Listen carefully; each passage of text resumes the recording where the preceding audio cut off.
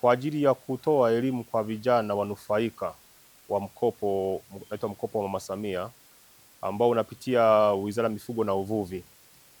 Ni kwa bahati kwamba baada ya kuwa hela imetengwa ya mkopo, sisi kupitia Wizara ya Mifugo na Uvuvi iliweza kutengwa kiasi cha kuwanufaisha vijana katika sekta ya ufugaji. Kwa mkoa wa Ruvuma ambao wanufaika ni 85 ambao wametoka karibu halmashauri zote. Kwa sasa kinachoendelea ni kutoa elimu kuhusiana na kitu walichokichagua. Hao vijana wamechagua kujiwekeza kwenye sekta ya mifugo, ufugaji. Kuna ufugaji wa kuku na ufugaji wa nguruwe na ufugaji wa mbuzi.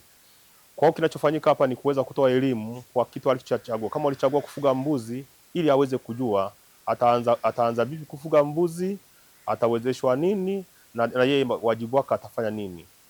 Ili baadaye wakishapata huo mkopo ambao tayari upo tayari, waweze kujitambua na kuweza kuutumia vizuri ili waweze kufikia malengo yaliyokusudiwa.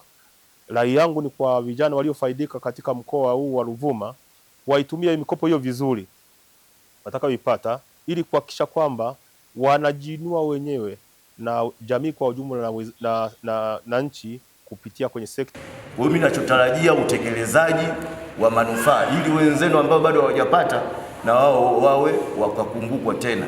Tunataka matokeo chanya vijana, sawa?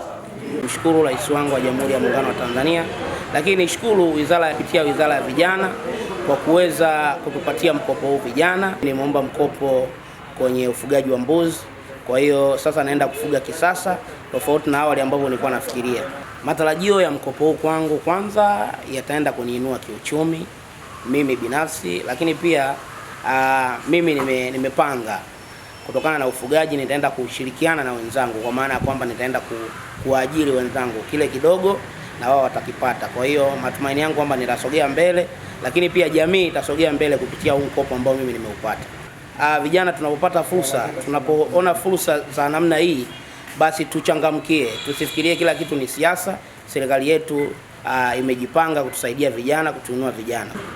Naenda kufanya ufugaji uliokuwa bora na wa kisasa.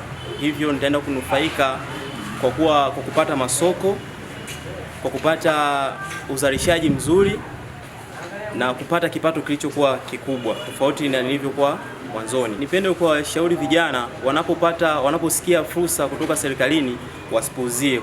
Nimekuja hapa kwa ajili ya kupata mafunzo ya ufugaji wa kuku wa chotara. Na nimepata mafunzo, nimeelewa kuliko hata nilivyotegemea. Nimeelewa jinsi ya ufugaji, nitaenda kufuga kisasa. Tunaposikia fursa mbalimbali zinatolewa, tujaribu kufuatilia, tuwafuate wahusika, tuulize, tusipopajua tutaelekezwa.